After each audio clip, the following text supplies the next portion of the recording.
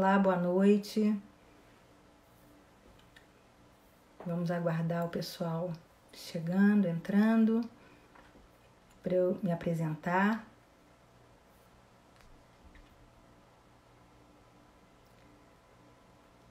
Boa noite a todos.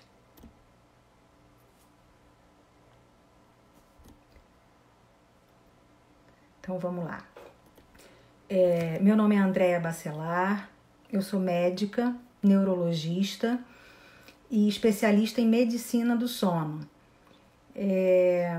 Eu moro no Rio de Janeiro, eu tenho uma clínica, né, a Clínica Bacelar, é uma clínica familiar, né, minha família toda de neurologistas, e eu me especializei em medicina do sono em São Paulo e atualmente sou a presidente da Associação Brasileira do Sono, que tem sede em São Paulo. Então, é com muita alegria, né, que eu fui convidada pelo Catraca Livre para moderar essa live. É uma live que eu vou convidar um colega e amigo de trabalho também. Ele vai se apresentar já, eu já vou convidá-lo para entrar na nossa live. E qual é a finalidade dessa live? Essa semana inteira a Catraca Livre dedicou para a gente falar sobre saúde mental e as questões do sono associadas à saúde mental nessa nossa pandemia. Então, chamem seus amigos, que a gente já vai começar. Eu vou convidar aqui, deixa eu só achá-lo, porque ele pediu para entrar aqui, deixa eu ver aqui.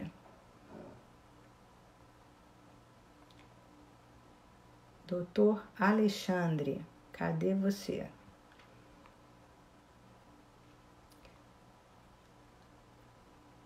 Não sei se é melhor sair e entrar novamente para me fazer o pedido e eu aceitar.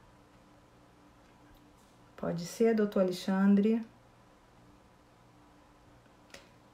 Bom, então, enquanto o meu convidado não aparece, eu queria falar com vocês o quanto que nessa pandemia os transtornos de sono, sozinhos ou associados, agravaram, pioraram.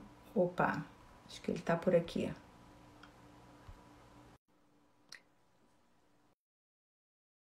Estou aguardando ele aqui para entrar. Está conectando. Oi, Olá, Andréa. doutor Alexandre. Boa noite. Como vai? Tudo bem? Tudo bem? Tudo.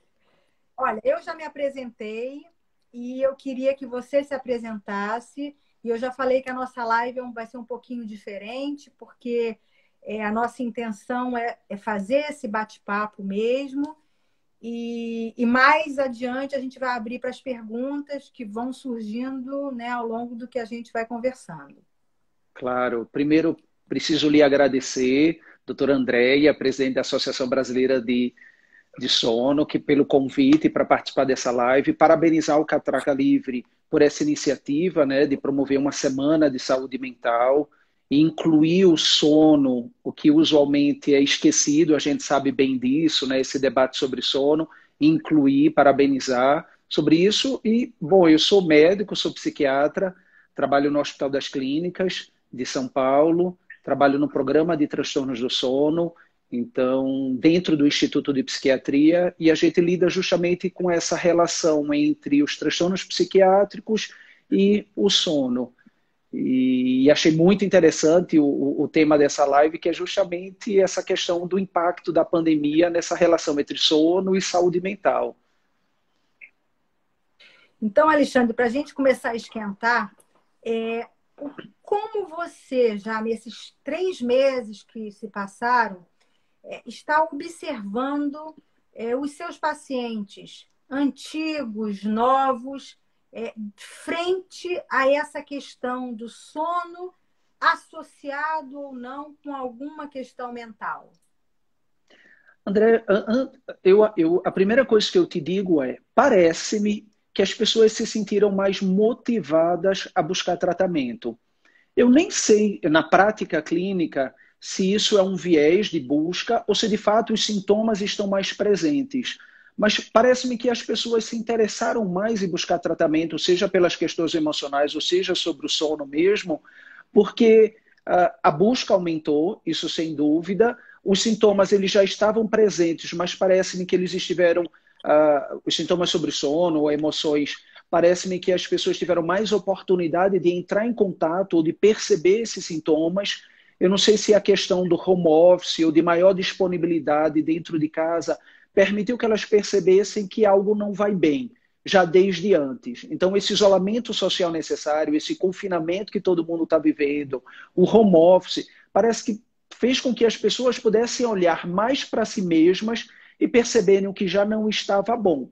Agora, é inevitável que, e aí a gente já tem evidência científica recente sobre isso, né, falando sobre o impacto no sono e sobre a saúde mental. Na tua prática, o que você tem percebido?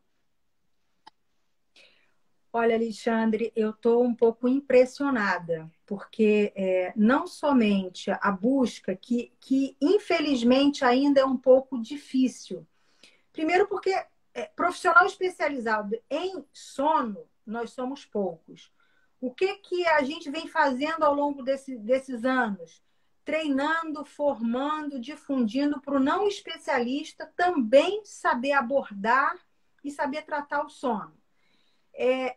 As pessoas, quando começou essa pandemia, elas se confinaram e entenderam que médico em última instância. Então, não vou ao médico, não posso ir ao médico, é o que a televisão me diz. Só que o grande efeito colateral da Covid que eu vejo são os transtornos mentais, os transtornos de sono, que é um efeito colateral direto. Então, isso aumentou, triplicou, as queixas aumentaram em demasia. Mas aí vem a questão, o impasse. Eu não estou dormindo, eu estou mais ansioso, eu estava controlado e não estou mais, o remédio que eu fazia não funciona mais, eu estou usando o remédio do vizinho, eu estou me automedicando. E que médico que eu procuro? Aonde eu procuro? Aí veio a chamada telemedicina.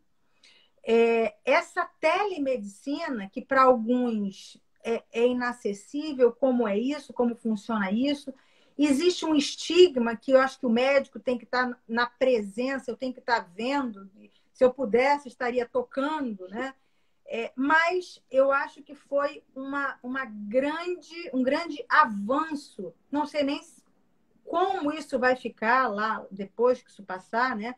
A quem a gente vai poder continuar recorrendo, a que tipo de especialista o CFM, Conselho Federal de Medicina, vai deixar, mas muitas pessoas se beneficiaram muito, muito com a telemedicina. E na minha prática eu vi muito isso. Eu já tenho mais ou menos um mês que eu também voltei para a consulta presencial, mas lá em março, começo de abril, a teleorientação, a teleconsulta foi o que ajudou muita gente a não se desequilibrar completamente. Então, essa é a minha visão, assim, da minha experiência. Você Mas como você falou... Você falou do estranhamento, né, do paciente em relação à telemedicina, mas eu incluiria aí também o nosso estranhamento em relação a esse distanciamento, porque a gente tem também, como médicos formados, a gente também tem a questão do toque, da presença, etc. Então a gente também precisou se adaptar nessa questão. Quando você falou da questão da saúde mental e do sono, e da insônia, dos quadros que já existiam e parece que reagudizaram de alguma forma, o que eu vi na maioria dos meus pacientes e dos novos pacientes que foram incorporados, é que boa parte deles desorganizou o seu ritmo por uma questão de falta de rotina. Então, já que eu não precisarei mais acordar aquele determinado horário para sair para trabalhar, eu terei um tempo a mais para adormecer. Então, já que eu acordei mais tarde, eu estou dormindo mais tarde. E eles, de certa forma, fizeram uma desorganização do ritmo, do que é noite e dia, do que é sono e vigília. Inclusive, algumas permissões de cochilos durante o dia pessoas que antes nem precisariam e que acabaram por impactar no sono da noite. Então, boa parte dos meus pacientes que chegavam com queixa de uma aparente insônia, por exemplo, em relação à dificuldade para iniciar o sono, pareceu-me muito mais um atraso dessa fase de sono, um atraso desse bloco de sono, por falta de rotina. E isso na saúde mental também. Tanto que a primeira dica que eu dou para os meus pacientes sempre é: acorde no mesmo horário que você acordava, tome banho no mesmo horário que você tomava, faça as refeições no mesmo horário que você fazia. Então, trabalhe no mesmo horário que você trabalhava. Eu tenho percebido que alguns pacientes têm até extrapolado no horário de trabalho, já que eu estou ali mesmo e não vou ter tempo de deslocamento, eles ultrapassam o horário. Então, a principal dica que eu tenho dado para eles é disciplina, rotina. Você não está de férias, você não está se deslocando, mas você mantém a rotina, aproveita para tomar um café da manhã mais tranquilo, aproveita para fazer um almoço mais tranquilo, mas mantém a rotina. Tudo que a gente fala em humor, em ansiedade, em sono, a gente está incluindo aí ritmos biológicos. Então, manter disciplina de dia à noite, dormir, acordar, sono, vigília, isso impacta em todo o nosso equilíbrio fisiológico e psíquico também. Então, olha, o Alexandre está nos dizendo assim, o primeiro grande problema que essa pandemia gerou no nosso sono. A gente perdeu os nossos sincronizadores. Então, se a gente tinha como sincronizador o despertador tocando às 6 da manhã, a entrada na escola do filho, o bater o ponto no trabalho, e assim sucessivamente, nosso horário de almoço, etc., de repente, quem não tinha tempo nenhum passou a ter tempo demais e não soube o que fazer com esse tempo. E aí foi diluindo esse sono durante as 24 horas, né? Eu durmo mais tarde, eu cochilo um pouquinho, eu durmo mais um pouquinho pela manhã. E aí a gente perdeu o parâmetro. Um grande problema, né, Alexandre? O sol. O nosso grande sincronizador, que é o sol, nós também temos que estar isolados e confinados.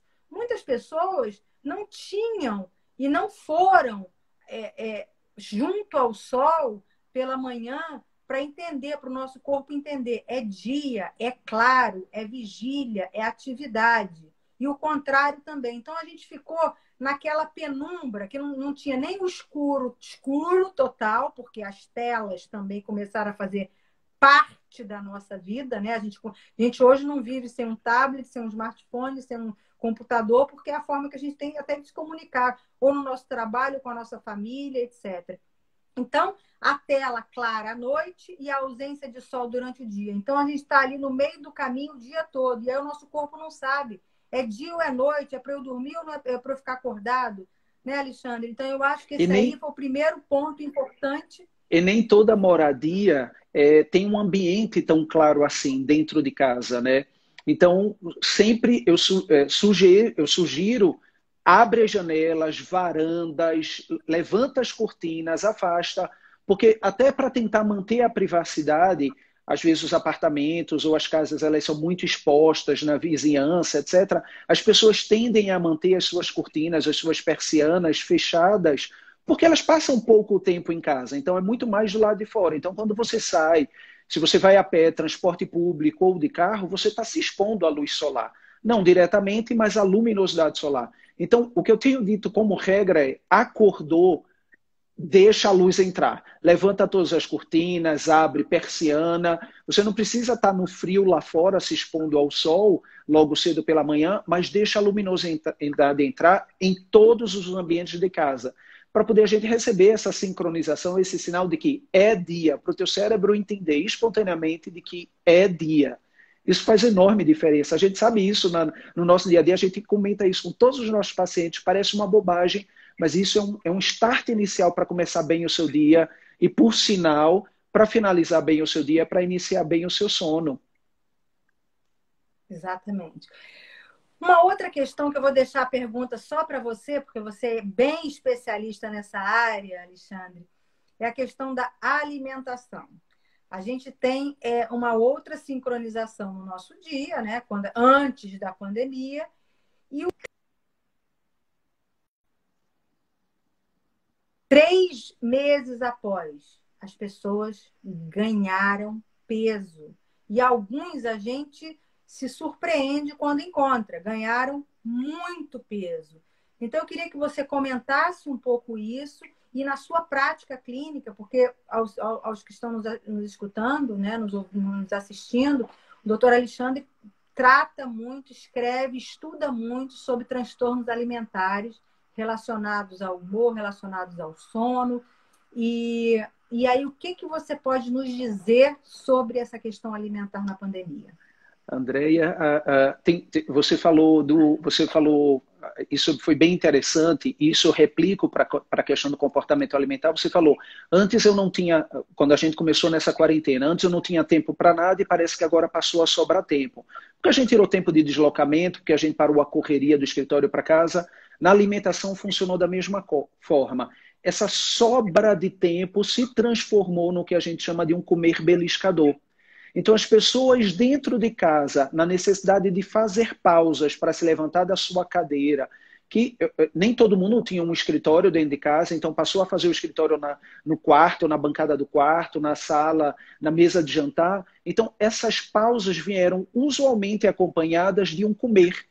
Então, o se levantar para fazer uma pausa, que antes numa empresa, no trabalho, era somente um cafezinho, se tornou fazer uma pausa e comer alguma coisa. Então, abre a geladeira, pega alguma coisa, belisca, come, bebe um suco, bebe um leite, que ao longo do dia, na vida normal, isso não aconteceria.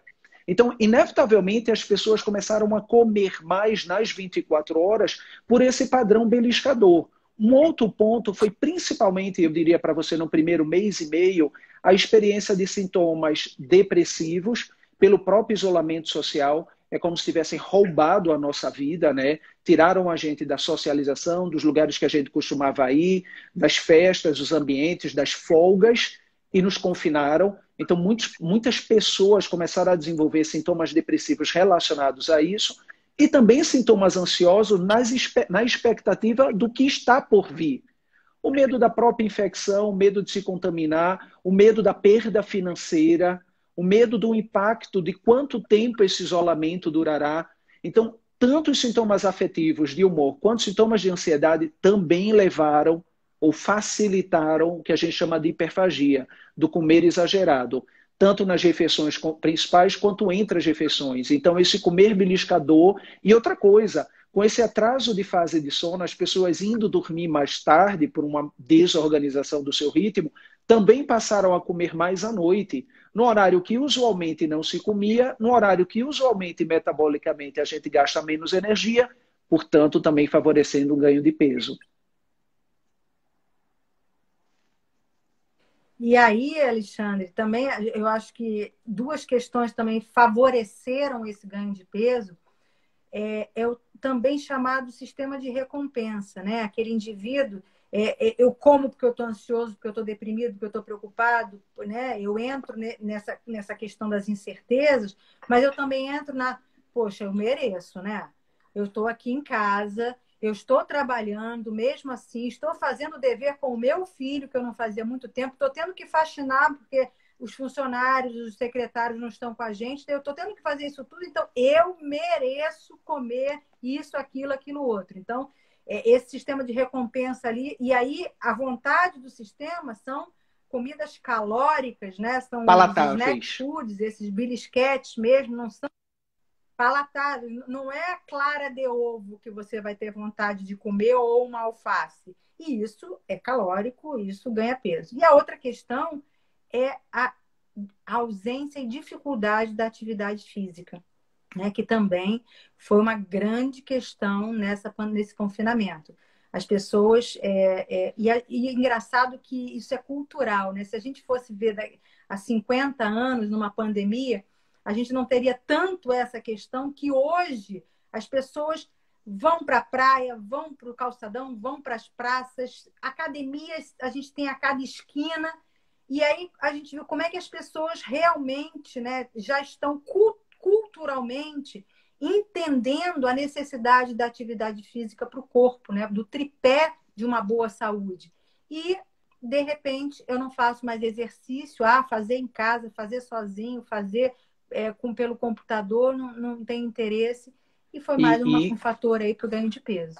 E nem somente. Muitas pessoas associam a atividade física como também uma forma de se manterem bem emocionalmente. Então, a atividade física e o gasto energético também fazem com que elas se sintam bem confortáveis no gasto de ansiedade, no gasto da irritabilidade. Então, tirar essa oportunidade também facilitou a desestabilização do humor também. E também a piora da ansiedade.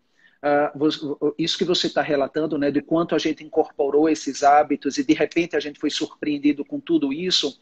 Tem um trabalho que foi recentemente publicado avaliando justamente isso na pandemia, esses aspectos dessas situações novas. Os pais terem que se dividir entre o trabalho dentro de casa, o homeschool, né, a escola das crianças online, as tarefas domésticas, porque a gente está mais em casa, a gente suja mais a casa, a gente produz mais lixo também dentro de casa, e esse cuidado, a preocupação financeira e a manutenção do trabalho, e o quanto isso implicou na saúde mental, e mais do que isso, Andréia, o quanto a gente viu isso muito aqui no Brasil, tem visto muito isso aqui no Brasil, o quanto desrespeito às regras de isolamento social são motivadas por essa insatisfação. Então, todas essas preocupações, tornando o ambiente domiciliar de isolamento insuportável e insustentável, faz com que as pessoas acabem burlando e fazendo essas pequenas fugas. Então, em cidades de praia, você que é do Rio de Janeiro, a gente viu muito isso. Então, bate um sol, mesmo que a pessoa tenha a ideia e o conceito apropriado de que é um risco, toda essa angústia relacionada a esse confinamento faz com que psiquicamente ela burle essa regra e acaba se expondo a um risco muito maior. Isso define, inclusive, condutas de retorno às atividades comerciais, etc., motivadas por essa questão emocional, de decisões políticas, decisões econômicas, motivadas muito mais pela questão emocional do que pela questão racional. Então, vamos entrar um pouquinho, Alexandre, eu acho que na terceira grande questão desse efeito colateral da Covid na nossa vida, que foi a insônia. Existem trabalhos que mostram que até houve pessoas que passaram a dormir mais. Por quê? Porque o grande problema de sono, o maior transtorno de sono do mundo é o sono insuficiente, ou seja, nós nos privamos voluntariamente de sono para cumprir todas as jornadas, para chegarmos no horário, etc. E, de repente, a gente pôde ficar mais tempo em casa. Então, inicialmente, e muitas pessoas que não têm problema emocional, mental, acabaram, eu dormia só 6 horas, eu dormia só 6 horas e meia, e agora eu estou conseguindo dormir 8 horas, porque eu estou podendo dormir 8 horas. E sem nenhum conflito de trabalho ou muitas demandas, esse indivíduo não desenvolveu insônia. Mas eu queria entrar nessa outra fatia, Alexandre, essas pessoas que podem dormir, têm um ambiente favorável para dormir e, devido a todos esses fatores determinantes de vida, começaram a ter dificuldade para pegar no sono, para manter o sono. O que você tem a me falar sobre isso na sua experiência? Logo em março, logo no começo de toda essa pandemia, e aí eu fui fazer uma pesquisa bibliográfica sobre esse impacto, para você ter uma ideia, e já surgia um trabalho sobre isso. Sabe quais foram os primeiros trabalhos de avaliação de sono nessa época? Sobre os profissionais de saúde que trabalhavam diretamente com Covid. Foram as primeiras publicações, como estava o sono dessa população. E aí a prevalência de insônia quadruplicou nos profissionais de saúde, e as pesquisas eram especificamente sobre médicos e enfermeiros. Então a prevalência de insônia quadruplicou, não somente de insônia, mas também de sintomas depressivos, principalmente pela sensação de desamparo.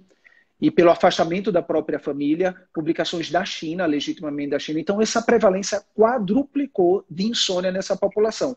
Depois começou a se ampliar para a população geral, também na China, na Itália e outros países da Europa, as publicações surgiram, mostrando também uma prevalência nessa fase de 2 a 3 vezes mais insônia do que habitualmente, de casos novos e de agravamento de casos antigos do que habitualmente se tinha. E a grande questão é, por que então? O que aconteceu com essa população que passou a dormir mal?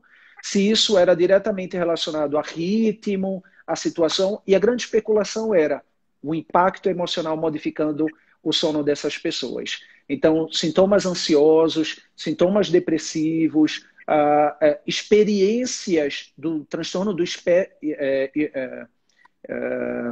TEPT, transtorno do estresse pós-traumático, ou das pessoas que tiveram, porque também tem trabalhos que investigou isso, né? Como é que ficou essas pessoas que foram internadas em UTI, que passaram por isso, e como elas ficaram num pós-alta, ou mesmo de familiares que experimentaram isso, porque a família não podia visitar. Isso é uma realidade no mundo, aqui no Brasil também não é diferente.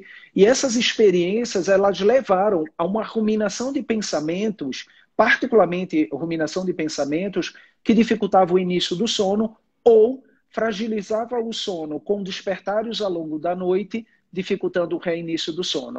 Então, virou pior do que era antes, a síndrome do sono insuficiente, como você falou, né, da questão da privação de sono, e a insônia acabou se tornando muito mais frequente nessa fase de pandemia, mesmo algumas pessoas estando mais livres para dormir melhor, o que seria ótimo, né? Se elas eram tão privadas de sono e elas têm essa oportunidade, vamos aproveitar. Mas todas as dúvidas e questionamentos e inseguranças acabaram aumentando a prevalência de insônia, mesmo em que antes não tinha. E você mesma disse, né? Mesmo em que antes tinha, também passou a ser não respondedor, digamos assim, aos tratamentos que antes a gente instituía. A Academia Brasileira de Psiquiatria já fez uma publicação da pandemia no Brasil, mostrando que 70% dos pacientes sob controle ou ainda sendo ajustada a medicação, agudizaram, pioraram, agravaram. Estou falando de 70%. E também, quando começou a pandemia, eu fiz uma revisão das outras pandemias ou tragédias que o mundo viveu. Então, as grandes guerras, ebola, febre espanhola e tal, e vendo exatamente os profissionais de saúde, Alexandre, e o que se teve de resíduo foram longos anos, décadas de problemas de sono, problemas de transtorno de ansiedade, né? Para quem não sabe, o transtorno de estresse pós-traumático, o nome diz o que é, né? A gente vive, ele foi inicialmente classificado no pós-guerra, então as pessoas passavam por uma guerra, iam para a guerra, quando voltavam, e aí começavam a ter pesadelos, começavam a ter ansiedade, não conseguiam seguir a sua vida, precisando de medicação, de tratamento, de psicoterapia e assim sucessivamente. Então, mostrando uma comparação desses profissionais de saúde que estão no front e que inicialmente não sabiam que doença era essa, como se proteger, como é que era o contágio. A gente está construindo essa história de como é essa doença, né? De como tratar essa doença, de até essa vacina chegar, o que vai acontecer. Então, esses profissionais e os familiares desses profissionais estão sofrendo muito. E a nossa preocupação é o quanto isso vai durar pós-pandemia na saúde dessa população. Eu vou abrir agora, Alexandre, Vamos. que a gente vai continuar conversando, mas eu queria que vocês que estão aí nos assistindo pudessem, se quiserem fazer perguntas, eu vou abrir aqui. Vamos lá. Eu só queria aproveitar e quem quiser fazer perguntas. Eu só queria aproveitar e incluir que a gente, embora não seja exclusivo boa parte dos transtornos do sono, boa parte das insônias, vamos chamar assim, elas estão relacionadas com transtornos mentais.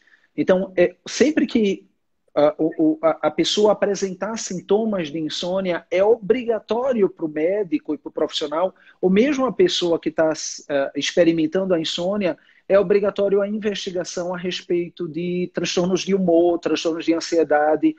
Há uma prevalência, se a gente pensar em insônia crônica na população geral, dependendo do trabalho, gira em torno de 10, 15% da população. Mas quando a gente vai ver uma população transtorno mental, essa prevalência de insônia é de 50% a 75%.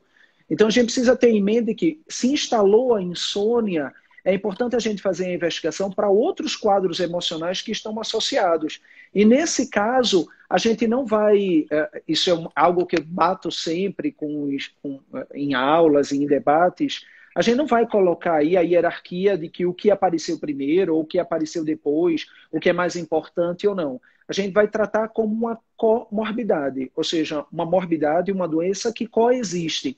E aí, quando a gente pensa em comorbidade, a gente tem que tratar os sintomas mentais, emocionais, seja depressão, ansiedade, e ao mesmo tempo tratar essa insônia, né? A gente precisa ter o olhar dirigido para ambos e dedicar o tratamento, seja farmacológico, medicamentoso ou não medicamentoso, para ambos ao mesmo tempo. Isso é até interessante, André, você abordar essa questão do tratamento não farmacológico. Uhum. É importante o que você falou, Alexandre, porque quando a gente pensa na insônia, ou quando a pessoa pensa, eu tenho insônia, olha, eu quero tratar insônia, eu quero curar insônia, eu não tinha insônia e é só isso. Quando um médico mais cuidadoso começa a perguntar, por que está perguntando tanta coisa? Porque a gente tem, se a gente pegar nossa mão, a gente tem que avaliar. O médico tem isso na cabeça. Então, ele vai avaliar essa questão psiquiátrica associada. Então, eu tenho alteração, ansiedade, preocupação excessiva, já tive depressão, tenho história na família de depressão, etc. A gente tem que avaliar outras questões clínicas. Quais são os remédios que esse paciente toma? O que ele tem? Ele tem problema de tireoide? Ele tem pressão alta? Ele tem diabetes? Os lipídios estão alterados? Ele vai urinar de madrugada? Ele tem dor, né? Dor em algum lugar do corpo por algum motivo? A terceira questão que a gente vai avaliar, a farmácia, a polifarmácia. O que esse paciente tem de medicação que pode ser estimulante? Esta medicação ser a causadora e que está agravando essa sua insônia. Ele pode ter outros transtornos de sono também. Então, o fato de ter insônia não significa que ele não tem apneia do sono. E, como você mesmo falou, a gente ganhou peso. E ganho de peso tem uma associação muito grande com alteração da circunferência do pescoço, ronco e chance de apneia, refluxo com mais chance de apneia, quem come próximo à hora de deitar. Então, são essas questões. Esse indivíduo, qual é o tempo de sono dele, que a gente chama de cronotipo. A gente tem que também se entender, que a gente tem que entender que nós somos indivíduos. Então, cada um tem um tempo de sono necessário, um horário de preferência de dormir e um horário de preferência de acordar. Então, se a gente não faz toda essa abordagem com o nosso paciente, e que na maioria das vezes a gente vai achar uma associação com essa insônia, a gente não vai tratar adequadamente, porque tratar insônia, gente, é difícil. É muito complicado. Não é me dá um remedinho para eu dormir.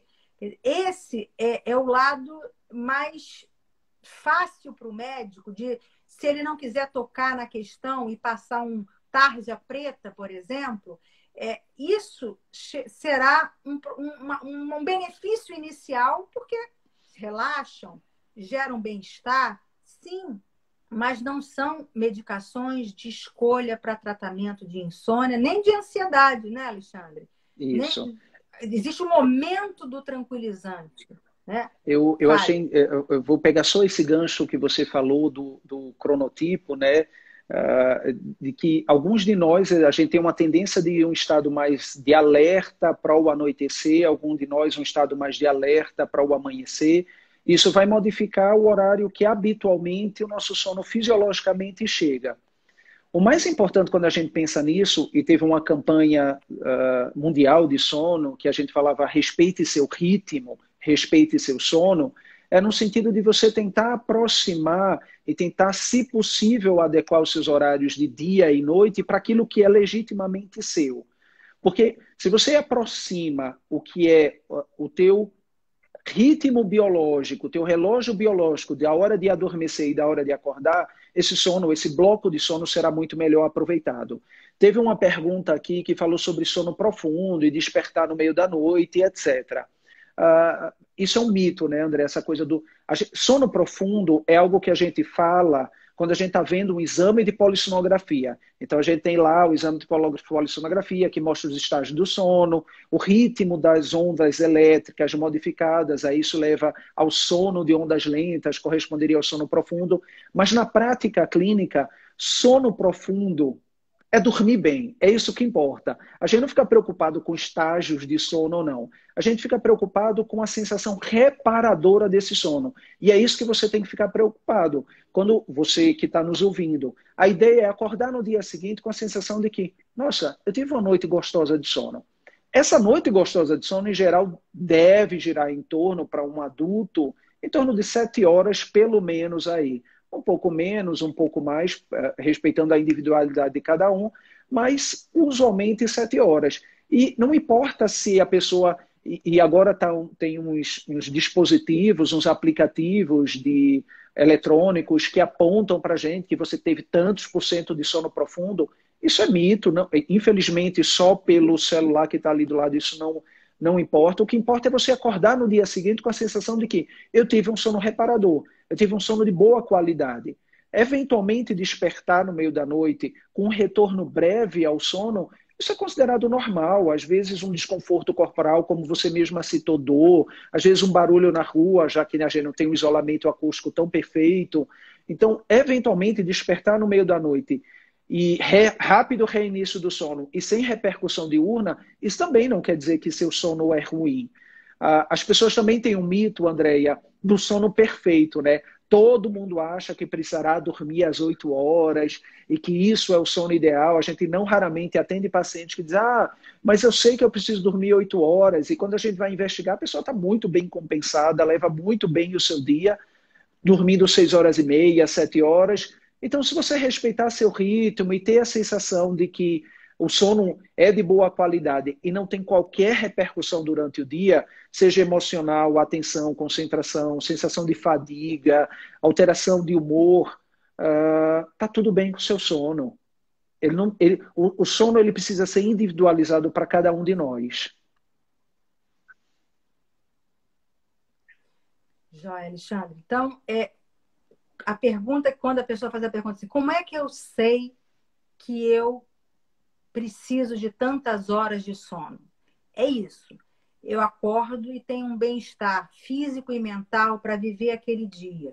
Aí eu vou entendendo qual foi o meu melhor horário. Eu sou mais vespertino? Eu sou mais matutino? Nossa, com 8 horas de sono eu fico bem. Não, eu só fico com 9. Não, com 7 eu fico ótimo. Então, isso é que a gente tem que avaliar. Agora, quando o seu sono fragmenta, né, que houve uma pergunta ali, eu acordo várias vezes. Algumas vezes eu tenho um tempo acordado longo durante a noite. Uma outra pergunta foi dito que eu acordo de madrugada e não consigo mais dormir frequentemente. Não me sinto bem com isto. Isso significa dizer, olha, alguma coisa está acontecendo na noite. Se não foi, logicamente, um estímulo externo, um barulho lá, o que ele acordou, se isso está acontecendo com uma certa frequência, a gente precisa investigar, sim. Aí, o que está acontecendo para esse sono não ser reparador e você não ter um sono contínuo à noite? O que está te despertando? Algumas vezes é fato. Não, olha, eu desperto porque minha bexiga está cheia e eu tenho que ir ao banheiro. Que aí a gente tem que investigar causas de noctúria. Existem várias. Diabetes, hiperplasia prostática, apneia do sono. Então, a gente tem que avaliar outras questões. Mas despertar precoce, com uma outra pergunta eu vou te responder com isso.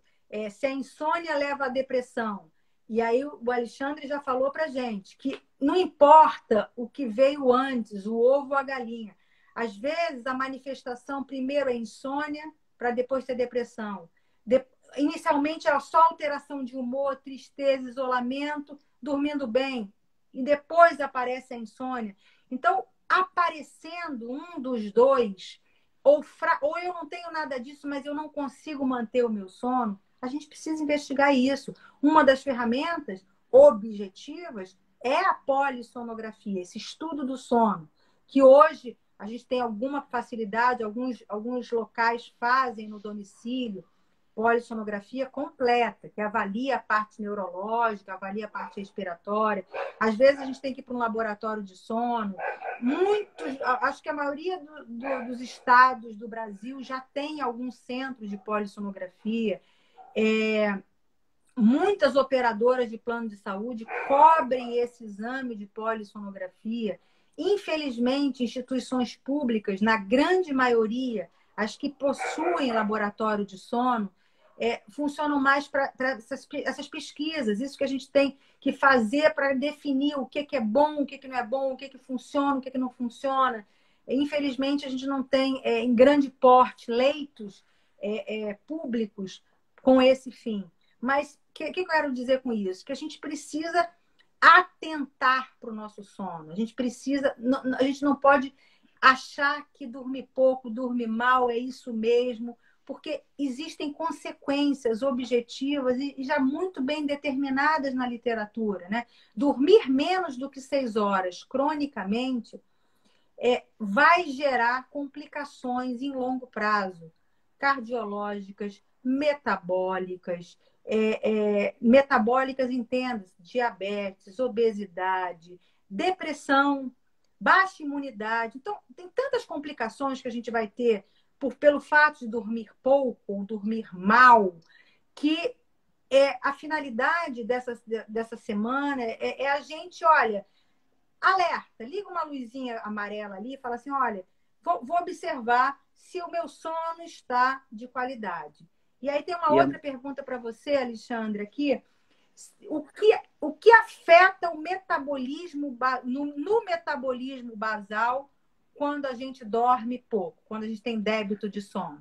Deixa só, antes de responder essa pergunta, um gancho teu, que assim, as pessoas elas olham tão pouco para o seu sono que se habituam a dormir mal.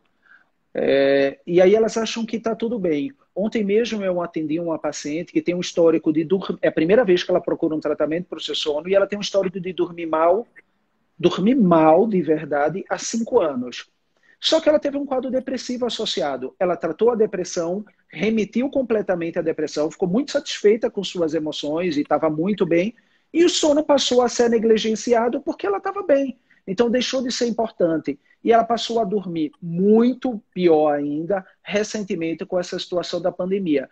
Então as pessoas se habituam a dormir mal e não têm ideia de que pode trazer toda essa repercussão que você citou. Esse é um ponto. Segundo ponto, só aproveitando, alguém perguntou sobre o álcool e depressão, etc., mas eu quero aproveitar e falar sobre o álcool e sono. Bebida alcoólica, ele funciona como um excelente indutor do sono. Mas calma, isso não significa que você deve beber. Por um motivo simples, ele piora e muito a continuidade do seu sono. Então ele é um falso bom indutor do sono. Quando você vai depurando a bebida alcoólica, esse sono começa a ser fragmentado, você tem muito mais risco de ter as pausas respiratórias, mesmo em quem não tem história de apneia do sono.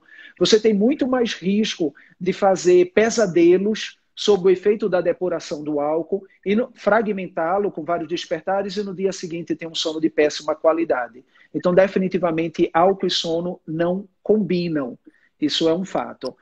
Em relação a essa questão metabólica e sono, tem uma série de trabalhos que mostram que a privação do sono seja uma privação autoimposta por conta da modernidade, a pessoa acaba disponibilizando poucas horas de sono de fato efetivo para dormir, ou seja, relacionado à insônia, e isso leva a um encurtamento do tempo total de sono.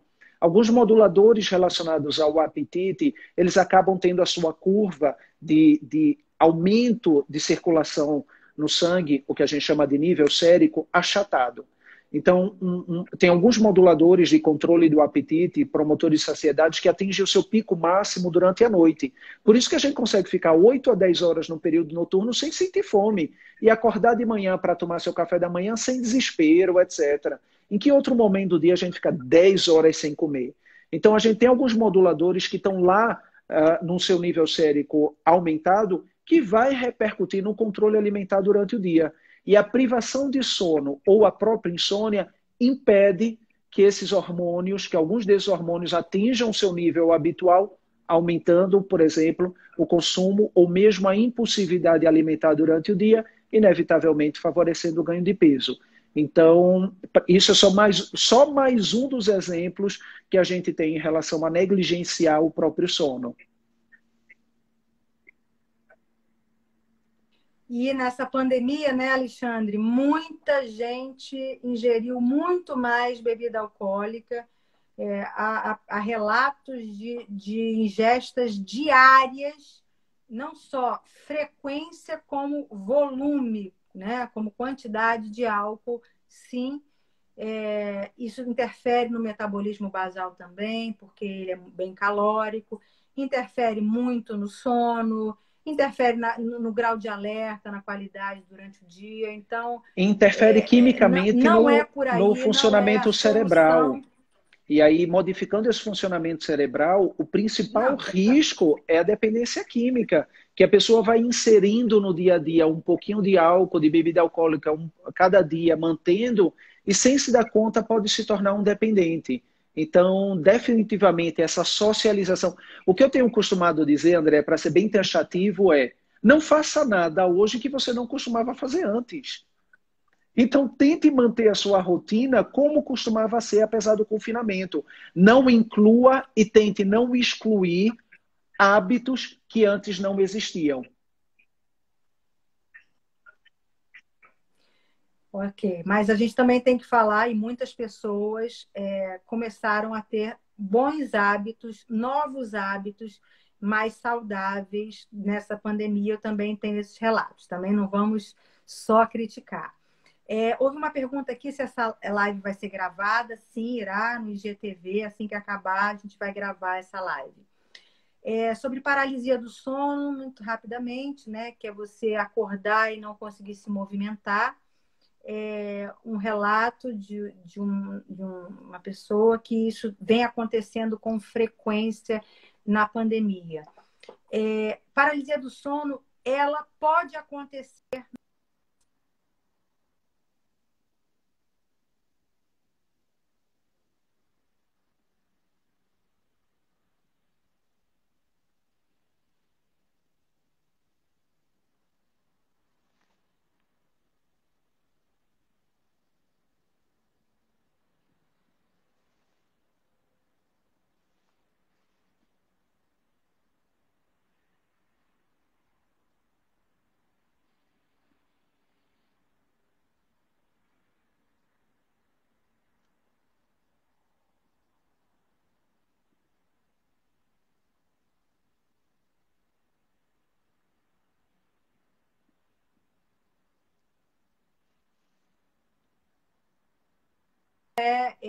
Taxativo para isso. A gente tem que ter as outras questões também associadas.